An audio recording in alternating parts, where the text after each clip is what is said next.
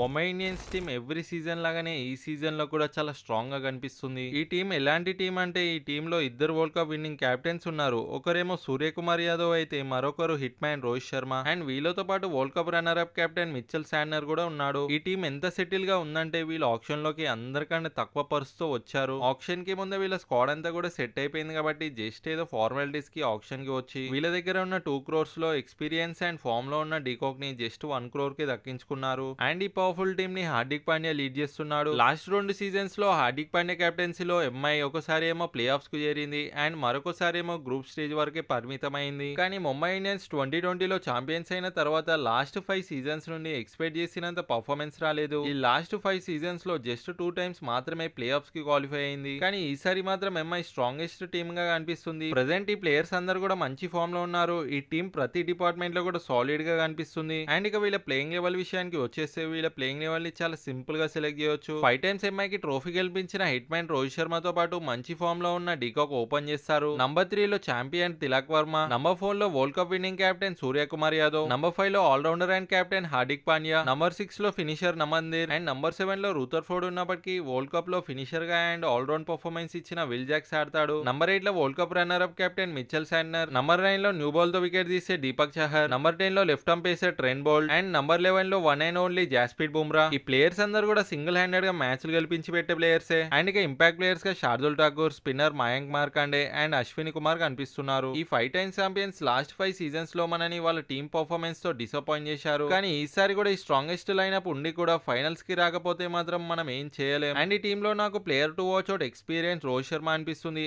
And మీరేమనుకుంటున్నారో comment లో చెప్పండి.